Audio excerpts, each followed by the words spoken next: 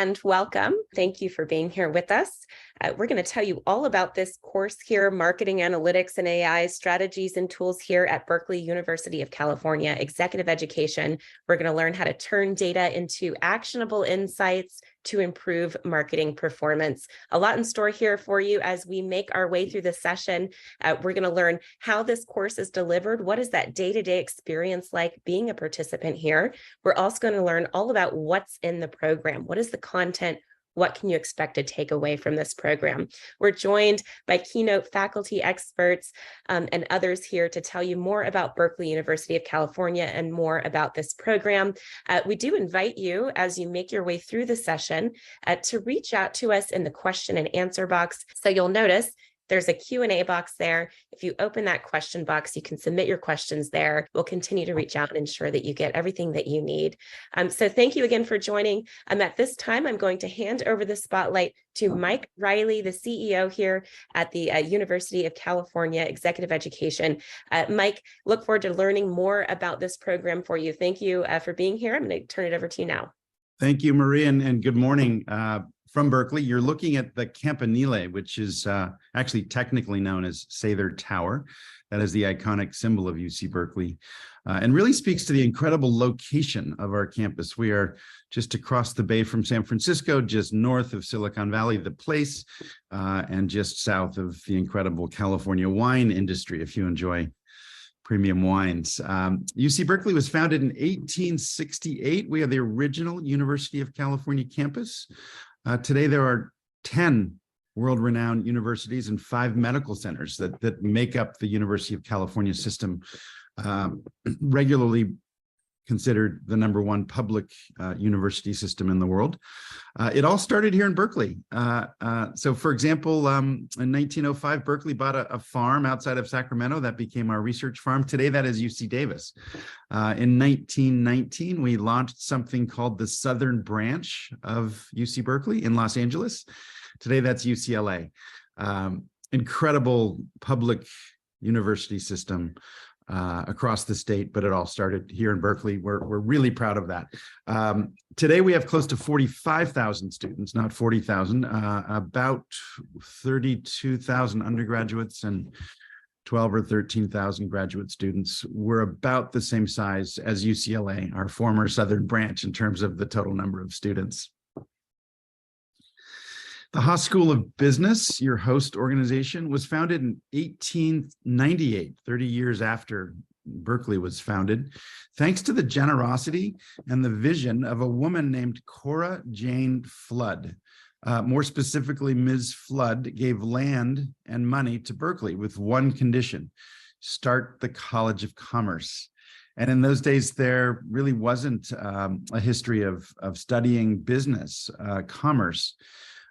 Therefore, the Haas School of Business, as we're known today, was the first public business school in the United States, and the second public or private business school in the United States. The Wharton School at the University of Pennsylvania launched their College of Commerce slightly before Berkeley did. Nonetheless, we're very proud of how long we've been pioneering this educational space. Today, the Haas School of Business is 6 degree programs and executive education. We still have that original undergraduate business degree that was launched in 1898.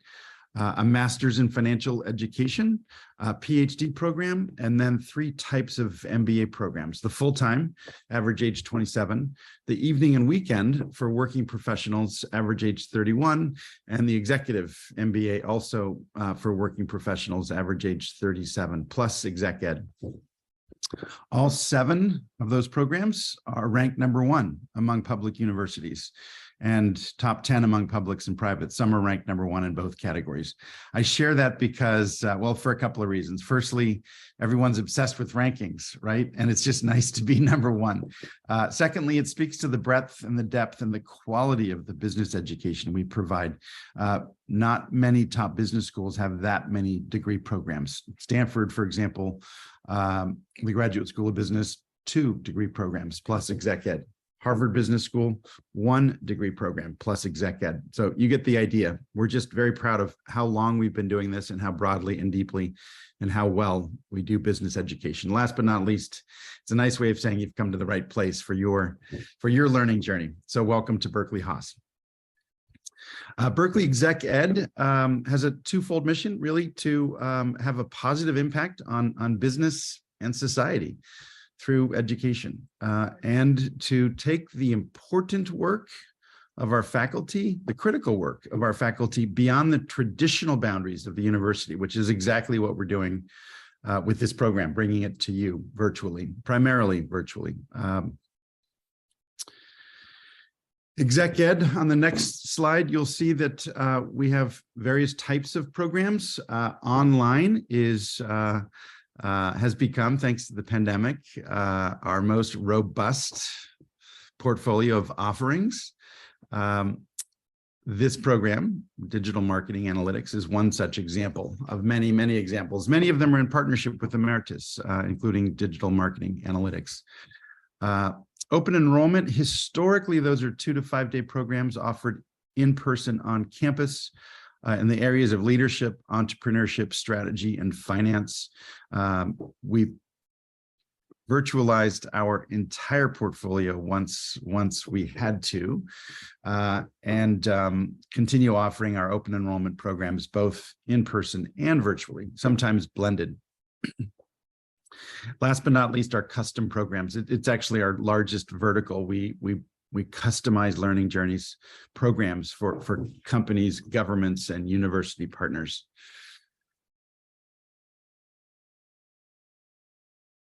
The Certificate of Business Excellence. If you enjoy this program and would like a deeper relationship with UC Berkeley and the Haas School of Business, consider the Certificate of Business Excellence, or COBE. This requires participants to take 17 days as a minimum of our coursework, including at least 1 program in our 4 academic pillars: finance, innovation, leadership, and strategy. This program, if you successfully complete the program, would count for 2 of those 17 days towards one's COBE, and would satisfy the innovation and entrepreneurship pillar. Last but not least, the Haas School of Business is the business school most defined by its culture, according to our peers. And our culture is really shaped by our defining leadership principles. And there are 4 of them. We'd love you to think about these as you develop a relationship with Berkeley Haas. Number 1 is question the status quo. Doesn't get much more Berkeley than that, right? Beyond yourself. Confidence without attitude, and students always. By taking this course, you are already living that students always defining leadership principle, that insatiable quest for lifelong learning. So thank you for already exhibiting one of our 4 defining leadership principles, at least. It's now my pleasure to introduce one of our faculty directors for this program, Przemek Gazowski. He's been a professor at the Haas School of Business for the past 10 plus years. His research focus includes marketing analytics, which is why he's been such a successful designer and delivery faculty member for this particular program. He teaches in our MBA programs, marketing analytics primarily. His undergraduate education, both his undergraduate degree and his master's degree took place at the University of Arizona, and his PhD took place at the Stanford School of Business. And for those of you that know about our Berkeley's biggest rivalry, it happens to be Stanford. So we welcome Przemek with open arms to Berkeley. You've made the right decision to end up here. We thank you for all that you do. You teach, in addition to our degree programs, you teach a lot in executive education. Your impact is really important to our learners. Thank you for designing and delivering this program. And why don't I just turn things over to you, Przemek, and allow you to run through the rest of this session. And thanks again to all of you for joining. Yeah, thank you, Mike, for this amazing intro and introduction. If we could go to the next slide, we're going to tell you a little bit about this program and the modules that we prepared for you. So this course is a class about using data to make decisions in marketing. So the course is based on my elective in the MBA program. So essentially, you're going to be getting a shortened version of what Berkeley MBA students obtain in their program. So the course normally runs 15 weeks. So it's a little bit longer and more in depth. So this is going to be a condensed version of that material. Okay, so what are some objectives here? So mostly I want to give you an introduction to formal models that incorporate data in marketing decision-making to optimize return on investment on a dollar. So in the modern world where data becomes a king for decision-making, so data-driven decision-making is essential for any organization if it wants to maintain to be competitive in the market. And without data, the return on investment in marketing, it's not going to be as good as your competitors. So what we're going to do is we're going to run through the series of methodologies that are workhorse methodologies in marketing for data-driven decision-making. And after you finish this class, you would be ready to take these methodologies and apply them in your organization. Okay, so this is a very hands-on course. It's based on the case studies and real data. So you're going to be receiving data during this class that you would be able to analyze yourself and receive feedback on that analysis. Okay, and as a result, you would be able to either be a member of a team in the marketing organization or be a manager that manages people that use data and is able to get the insights from the data and deploy them effectively. So if we can go to the next slide, I'm going to give you an overview of the modules that are available. Before I do that, the question is sort of who's the perfect recipient of the content of this course. So as I see it, there is really two types of people that would largely benefit from this class.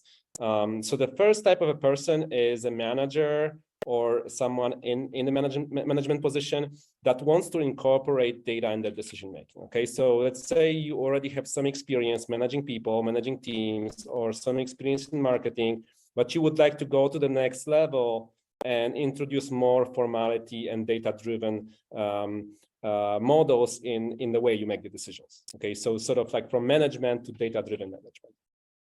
On the other hand, another great recipient of this class is sort of a more technical person. Okay, so for example, in my marketing class, a lot of people that take it are actually not MBA students. They are students in the data science programs that have a very good grasp on the methodology. So they know the models from sort of more theoretical perspective because they learn it in like a computer science class or information management classes. However, what they really want to learn is how to take that theory and now apply it for business. So sort of what questions should I be asking? How should I be thinking about interpreting the results of these models? And how should I be thinking about incorporating that in sort of a more business environment? Okay, so they want to learn the business part, not kind of the model part. So this is really kind of two groups of people kind of meet together when they learn marketing analytics. So one group kind of goes from more business to technical, and there's a second group going from like very technical to be able to apply it to business. Okay, so it's really kind of a bridging class between the technology and sort of more classical marketing theory. So can we go to the next slide, please? Okay, so the course is contains 8 modules.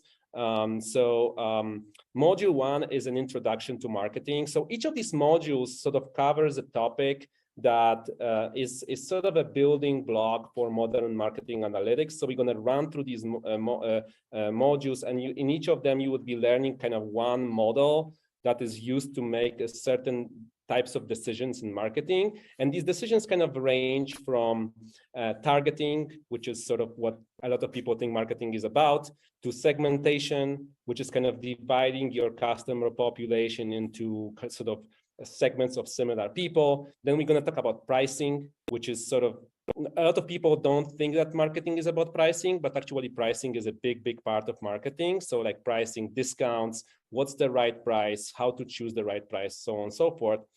And then we're going to move into sort of more methodological sections like experimentation. So experimentation is something that has really taken off in the last 5 years.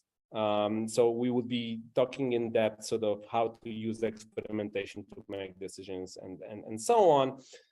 In the last module, we're going to finish off with kind of how to avoid mistakes. So sort of you learn all these models, and then the question is, are you when you apply these methodologies, how to anticipate and prevent mistakes? Okay, so we're going to talk in depth of sort of previous implementations of these methodologies and like so what can go wrong, what can go right, and what to do to avoid the pitfalls. Okay, so sort of the limits of marketing analytics, because as every methodology, what we're going to learn in this class has its limitations. So it's, it's a great stuff, but it doesn't always work.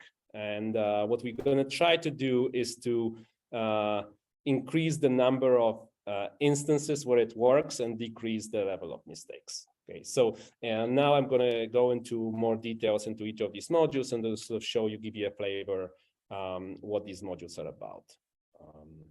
So the module one is, so this is a necessary sort of introduction to marketing analytics. So what we're going to be talking about is something called the customer lifetime value. So what is a customer lifetime value? Customer lifetime value is a main metric by which marketers evaluate how much the customer is worth to the company.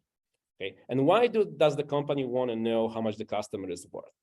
So you can imagine that obtaining customers is costly, right? So if you want to get a customer, first you need to do something. You need to do sales, you need to do marketing, you need to do onboarding. So all these processes are very costly for the company typically, because you need to pay sales commission, you need to pay for advertising, you need to pay for an onboarding person. Now the question is, how much do you want to pay them? How much can you pay them? So lifetime value is a metric that allows you to assess, okay, this customer is worth $350 to me, therefore I can spend up to $350 in order to get that customer. Okay, so you can buy advertising, pay a salesperson commission, and apply similar methodologies. So what we're going to be doing with this lifetime value metric is we're going to be applying it across the customer life cycle. So what you see on this slide is the simplest model of customer life cycle. So you can divide the entirety of relationship of the customer with the company to these three sort of distinct stages, starting from acquisition through development and retention. So acquisition is mostly, okay, I want you to start buying from me. Development is, I want you to buy more from me. And retention, I don't want you to stop buying from me. So that's kind of in the simplest terms, these three stages. And we're going to be deploying the lifetime value metric at each of these stages. Okay, so you would be able to solve or answer marketing questions using that metric that pertains to each of these stages of the customer life cycle. Okay, so some examples include, let's say you want to apply the lifetime value to development stage, which says, okay, we want to increase how much you buy from my company. And what I'm going to be doing is I'm going to be giving you, let's say, free shipping for our products. I'm going to say, we're going to offer you an exclusive deal of free shipping. The question is now, how much this action increases the value of the customer to the firm? Because obviously it has costs, right? Because someone has to pay for shipping, and typically it would be the company. And you can say, well, it's going to cost me $50 to offer you free shipping. The question is the value of the customer increasing by $50? If it's not, well, that's not a good thing to offer free shipping. If it is, well, then you'll start making money. So this is sort of the cases we're going to be doing in this first class. Okay, and that metric is really a building block for any model that we're going to do next, because we're going to be using that metric to see what the impact of the decisions we're going to be making and methodologies we're going to be applying on the bottom line profitability. So it's really necessary kind of building block to move forward. So if we could go to module 2. So module 2 is that's where the class starts getting a bit technical. Okay, so what we really want is to show you real technology. So it's not going to be just, you know, hand waving and showing you graphs. We're going to actually do models with real data, because that was kind of the requirement for me when I started teaching this. I wanted it to be hands-on. So like I give you the spreadsheet and you should be able to, in Excel, develop the model and get numbers that are interpretable. Okay, so we're going to be learning 2 models here. One is going to be the model called linear regression. So it's sort of the most basic model in marketing analytics. It's used for prediction. So you want to predict what's going to occur in the future. You would use linear regression to do that. Let's say I want to predict if I give you a discount, what's the likelihood you're going to buy the product? This sort of questions. Okay, now a second model we're going to be doing is a model called logistic regression. So logistic regression is a machine learning model. It's sort of the simplest kind of machine learning model that exists, but it's already very powerful. It's pretty much a workhorse model for most of the marketing analytics companies in the world. It's really the most popular model that exists. And this model is used to predict likelihood of events. Okay, so you want to see with what kind of likelihood the event is going to occur. Okay, so that's what the logistic regression is used for. So let's go to module 3. So in module 3, we're going to take a step back a little bit from the technology. We're going to go back to sort of more fundamental marketing. So this is going to be about segmentation.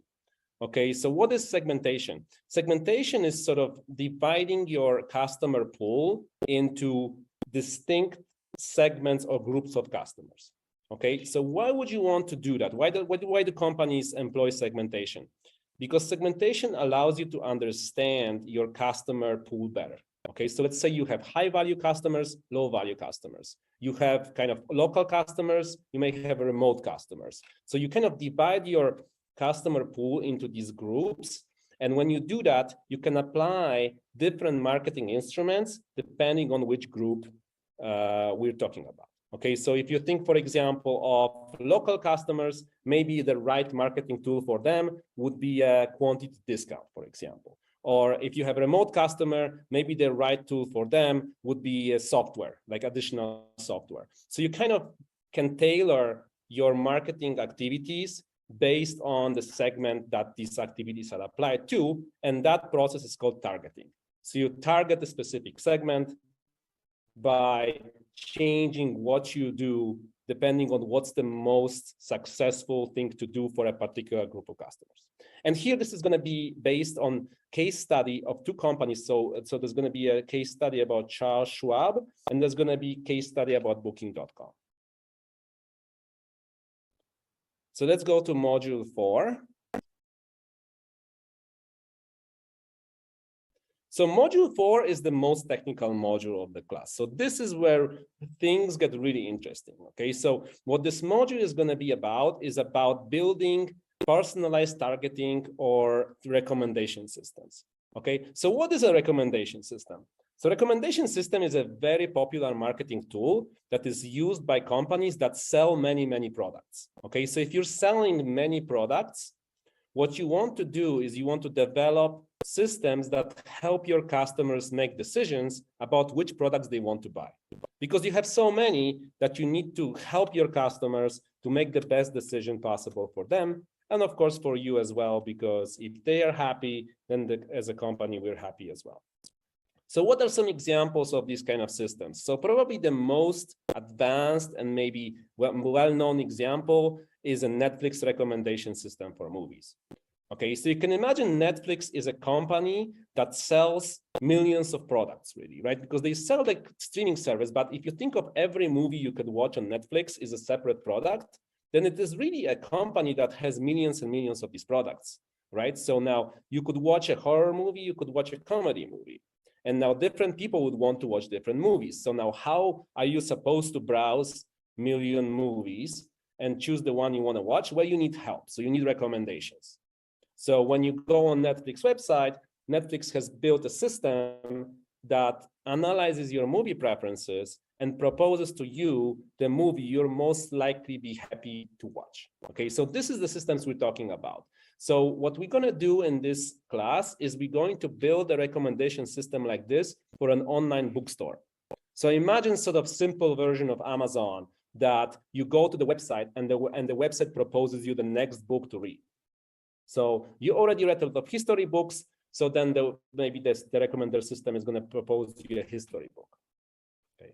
So these systems are really kind of the pinnacle of marketing analytics these days. So we're going to be going really in depth of how these systems are built, and we're going to show you a working version of that system that you can actually build in Excel.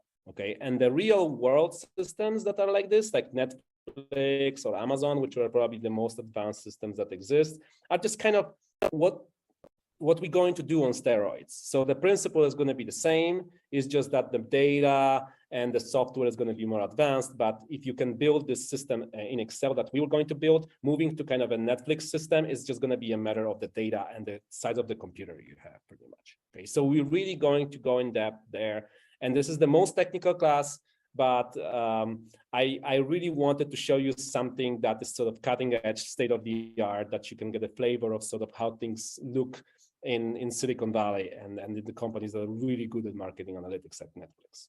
Okay, so that's the purpose of this class. So let's go to module 5. So module 5 is like, again, so here we're going to again take a step back. So it's going to be kind of more technical, less technical, and we're going to be kind of pacing it so that you get both business and technology here.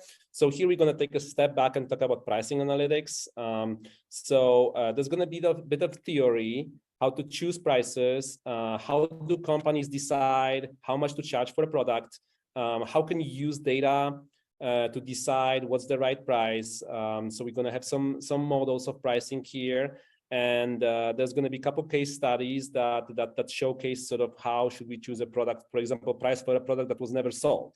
Let's say you're a startup and you have a new product that has never been sold.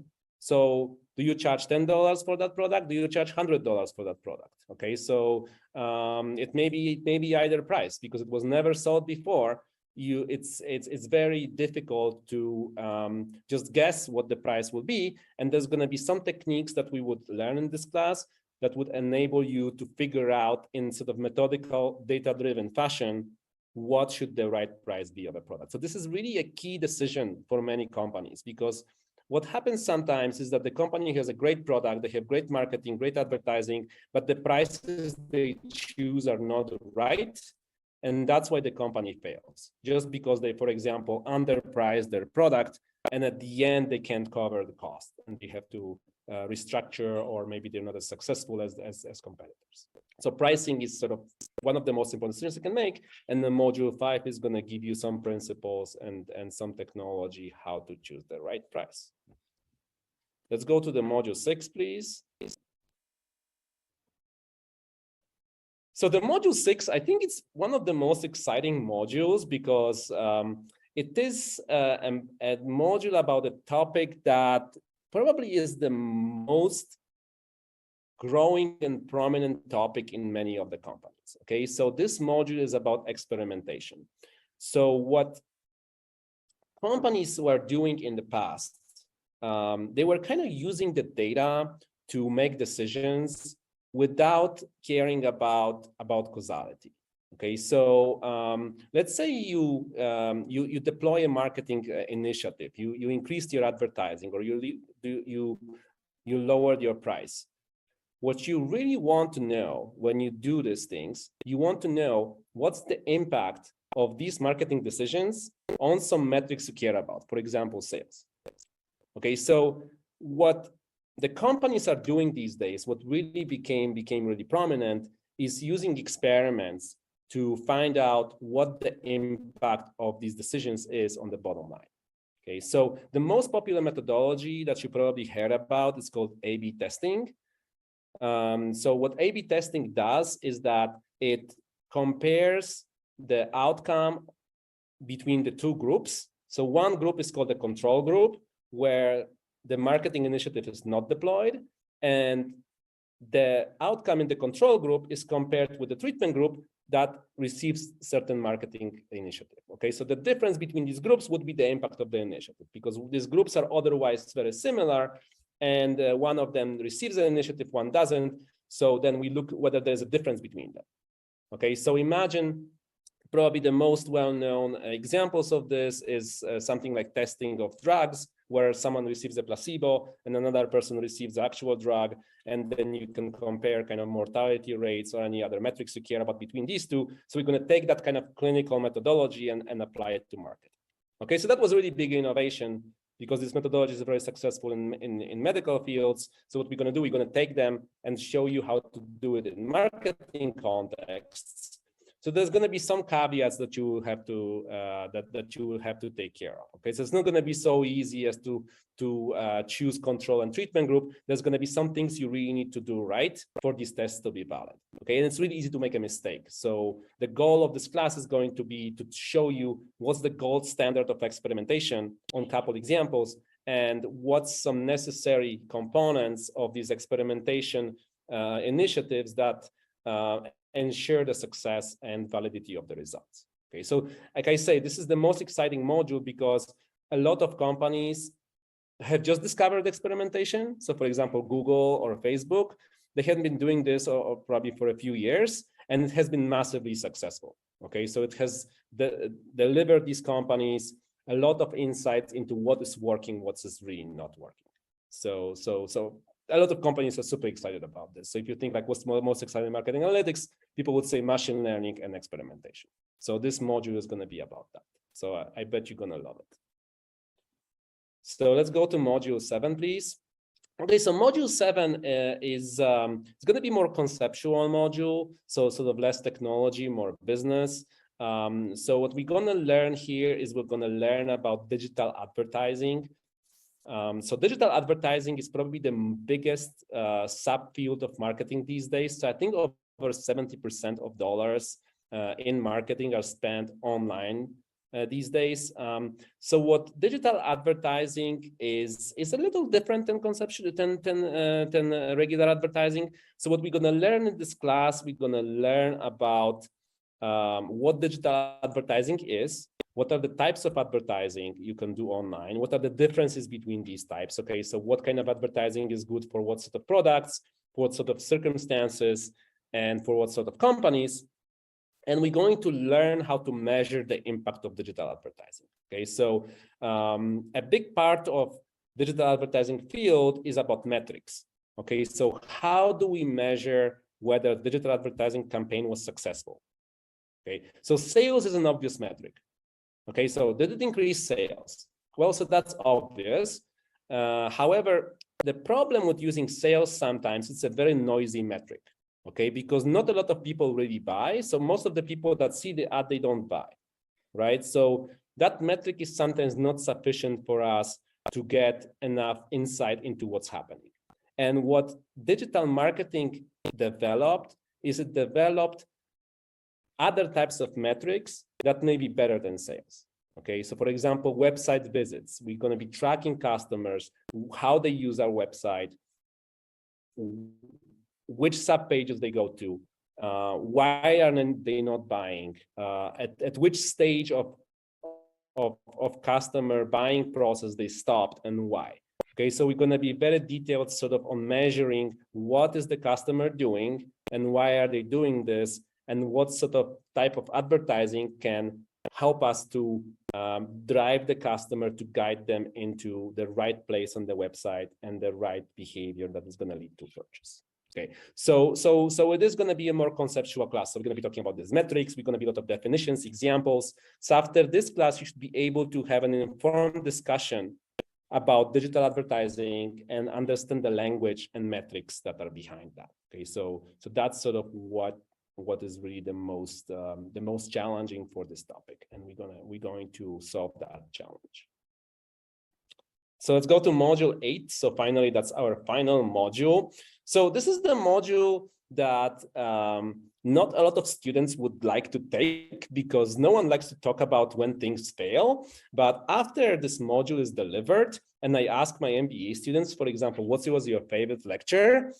many of them say that the strategic outlook and sort of what can go wrong, what can go right, and limitations and pitfalls, this was their most favorite lecture, because they kind of think about these pitfalls that we're going to be talking about, and then they think about their experiences from companies when things failed, and thanks to sort of thinking about it in this framework that we're going to develop, it allows them to retrospectively look at the mistakes the company did and say like, aha, we should have done it this way, and that's why it has failed. So next time we're going to do it, we're going to do it differently. So that's why it's sort of enlightening. And you think like, oh, well, you know, I don't want to talk about how things fail. I want to talk about success. But at the end, somewhat surprisingly, students really love this section, because it really allows you to avoid big mistakes. Okay, so what marketers cannot really, what is kind of the most the biggest determinant of success of a marketer? So for example, in my opinion, is avoiding big mistakes, because if you make a small mistake as a marketer, you can always fix it really quickly. So let's say you set the price and it was a little bit too high, well, you can always lower it, right? Or let's say you run a campaign that maybe was not the best you could run, but it was okay, well, we can kind of improve it. But if you make a big mistake, let's say you'd really overcharge, or you run a really terrible campaign for some reason, well, these things kind of linger and they're very hard to fix. So I think if you look at kind of the CVs of marketers, those that were really successful is those that made a limited number of big mistakes. Okay, so all of them make a lot of small mistakes, but those really, really big ones are the ones that really can kill the company and sort of, you know, your reputation. So this class is going to help you to avoid these. Okay, so there are some mistakes that are really avoidable. So I'm not saying you can avoid every big mistake in your life. You know, all of us make big mistakes sometimes. But after this this class, you at least would be able to do anything that you can to avoid it. Okay, so to minimize the probability of things going really wrong. So that's what we're about, because business is always about probabilities, because you never know what's going to happen, but you can kind of steer the world into one or the other direction. Okay, so that's what the module 8 is about. So let's go to the next slide, please. One of the important components of this class is, of course, we're going to have the models, we're going to have some theory, but in Berkeley, in the MBA program, what we really like to do is to have everything hands-on. So I say to my students, you know, when you take this class, you really have to be prepared to get your hands dirty with the data. You're not going to be just sitting there and listening. You would actually have to open a program and look at the numbers and do some clicking and receive other set of numbers that you have to use for the decisions. And these numbers, in most cases, they're real numbers, because what we like to do is that we like to take the real data from companies that we work with or we worked with that shared with us data from real world problems that we can use for educational purposes. Okay, so you're going to have data from 6 companies here. So there's going to be Booking.com, Netflix, Rocket Fuel, Safeway, TRX, and Extrava. So what we try to do is we kind of try to make it across industries. Okay, so you're going to have anything from like more technology service-based companies, for example, like Booking.com, to kind of more subscription-based or even retail like Safeway, right? So we try to show you kind of applications across industries, both kind of brick and mortar and purely digital, and physical products versus services, so that you can see how the application of these models changes as we move across these different industries. Okay, so what the goal is that you can take these solutions, and let's say you work more in the retail space in the future, let's say something like Safeway or any type of retail, you could reopen that Safeway case later that you learned and see sort of, you know, how the technology was applied to Safeway, and then you can say, well, now I work, let's say, for Foot Locker, so there's going to be a lot of similarities there, because brick and mortar retail of physical products, it's kind of a similar application of methodologies than Foot Locker and Safeway. Okay, so that's really the goal, to give you kind of a broad range of example applications. So let's flip the slide. An important component that kind of closes this whole learning experience is a capstone project. So the idea behind Capstone project is to solve an actual business problem from beginning till the end. Okay, so let's say you go through all these modules that we do. So you're going to learn some methodologies. You're going to see some case studies, which are kind of smaller applications of the technology that we're going to be learning. What we wanted you to do is we want you to have an experience of applying this methodologies from beginning to the end to solve the problem of your choice. Okay, so let's say you're really interested in streaming services, or you're really interested in sports or any sort of type of industry, or something is closer to where you're working currently. It may be some a problem you have in the company or something close to it. So you're going to have an opportunity to develop algorithms and models that we learn in the class and tailor them to your application and solve the problem and receive feedback on it. So I think it's really great opportunity. And what's, in my opinion, the biggest benefit of this is that you would be able to fail without consequences. Okay, so when we apply these methodologies in the company, there's always consequences, something goes wrong. So what here you would be able to do, you'll be able to take it and for the first time do it from the beginning till the end, and then receive feedback on it to see sort of where you did really great and where you could improve a little bit, so that when you do it again in more kind of monetary sensitive situation, you would be able to do it better. Okay, so you kind of like learning by doing by doing this capstone project, and it's going to be more sort of a process of doing it for the first time and kind of feedback from our team that is going to tell you is like, look, this is, you did really, really well, and here, you may improve these parts so that next time when you do that, you would be able to do it perfectly.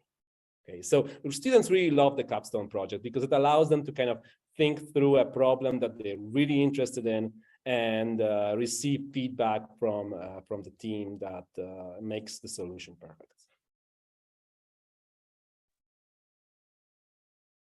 Okay, so let's go to the last slide, I think, from my presentation. Yeah, I think this is where we do that handoff here, Professor. Thank you. Okay, yes, thank you. So just to wrap up, I hope you had you have now a good overview of what kind of the academic part of the program is, and now I'm going to do the handoff to the rest of the team to talk about the program experience and sort of what are the components, actual components, different types of learning experiences that we will offer. For it to give you a great experience discovering this material. Thank you so much, Professor Jaworski. We invite those of you who are with us to stay on. We're going to have some questions here towards the end where we can hear more from our course professor here. But we did want to highlight some of these more tactical components that really give you a good understanding of how this course is delivered and what that program experience will be like for you. So of course, these courses, really what set courses apart here, sort of as we learned at the beginning, as you think about joining UC Berkeley, joining this community, these courses really are designed to have you interact with your learning. So unlike a traditional classroom, there's only a certain number of seats in the room, a certain number of minutes to get through a certain set of curriculum. Here in this online world, we're able to break down those barriers of space and time and make this content deliverable to you from the comfort of your own home or from your own office. While you learn, you're able to apply your learning in real time as you keep your professional and family responsibilities. You're able to design a schedule that allows you to learn at a convenient time and at a pace that works for you. So the way that we're able to achieve all of this, really designing these individualized learning plans that meet your needs, is by creating this program to be the highest level of interaction possible and the highest level of convenience possible. So what you'll see is at the beginning of each week here, a set of content is released, and you'll see some of the icons here on your screen describe that content. We start with on-demand video lectures. These are brief 5 to 7 minute clips that allow you to gain these insights frameworks, and methodologies as described here by our course faculty. From there, you're able to step away from those videos. Again, they're on demand, so you can watch them as many times as you need to around a schedule that works for you and at your own pace.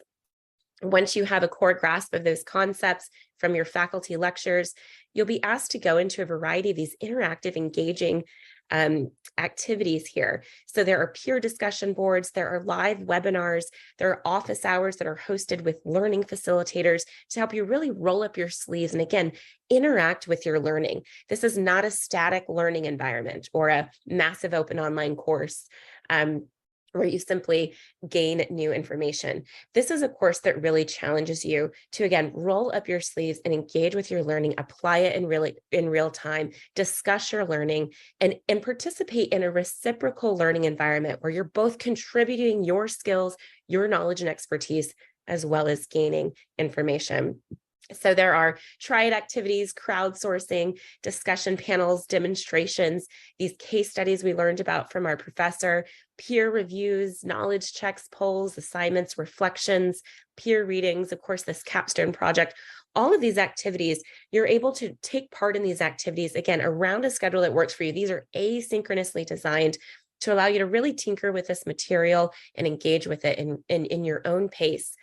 Some of the live components that are called out here are those live office hours, those live webinars, very similar to today.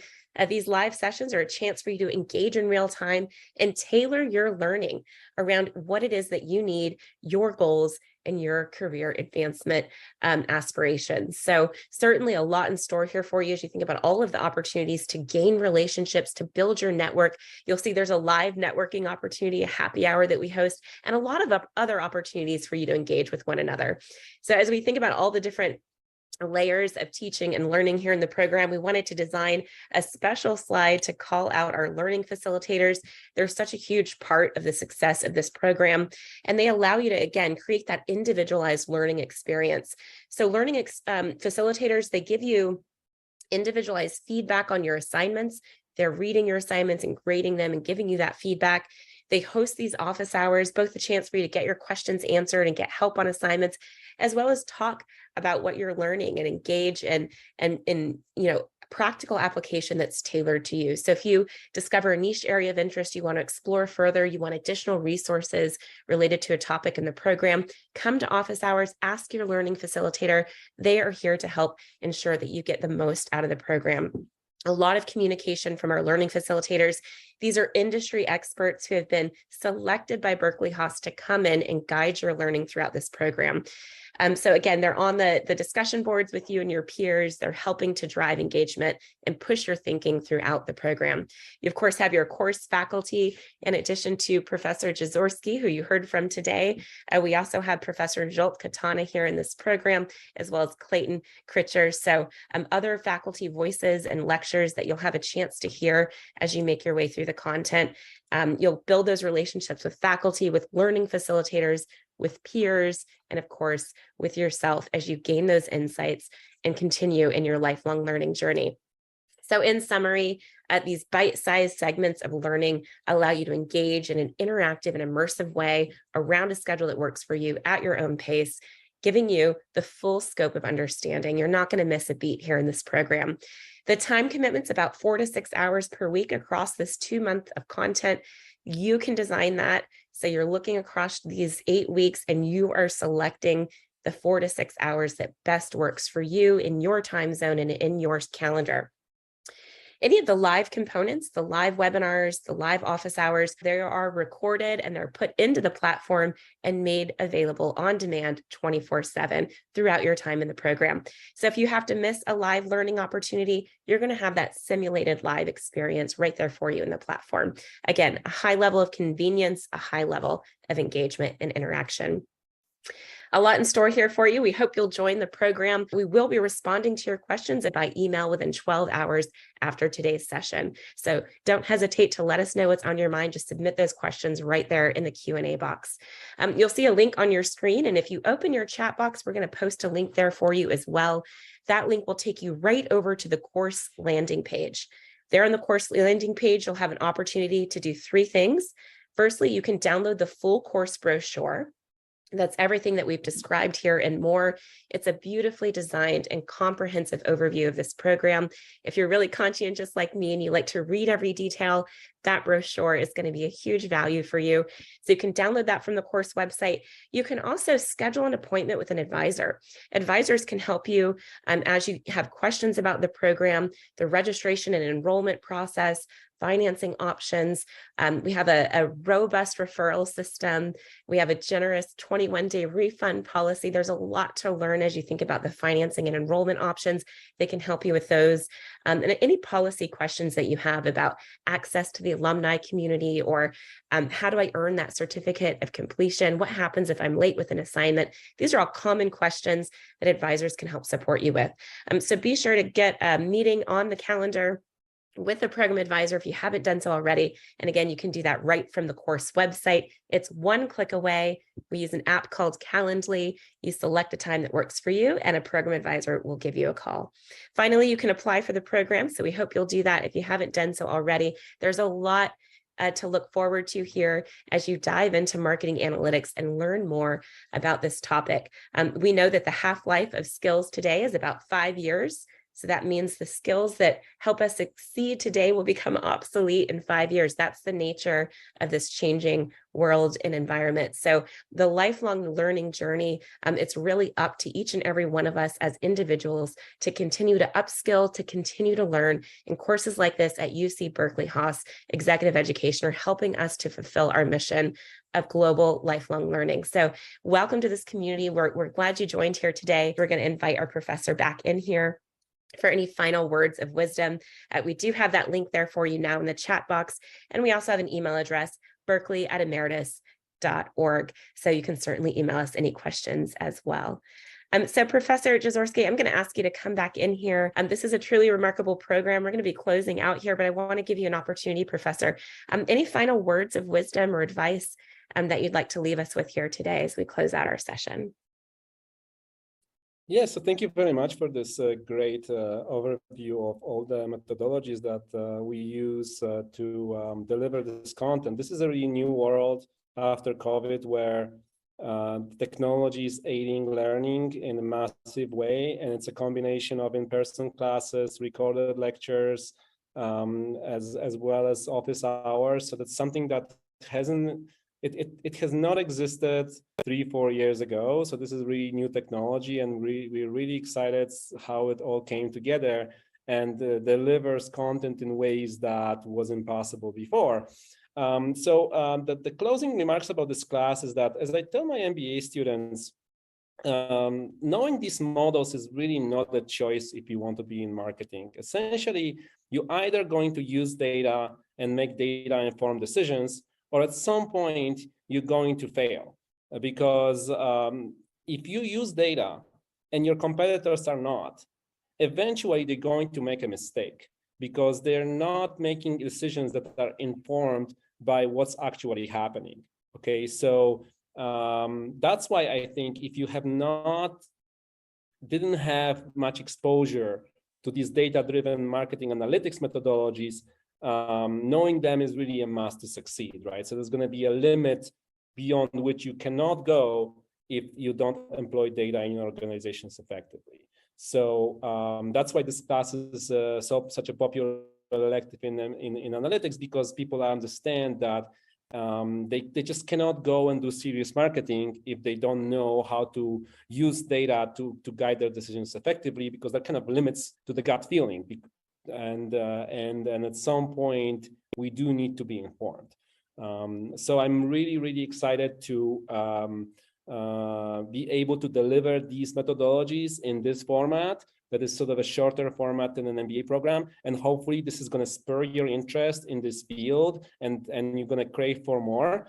So that's kind of my best hope here, that I'm going to make you interested in this, and it's going to allow you to kind of dive into that world in more detail, using some more advanced classes. So thank you very much for this opportunity, and I really encourage you to take this class if you want to step into the world of data-driven marketing decision making.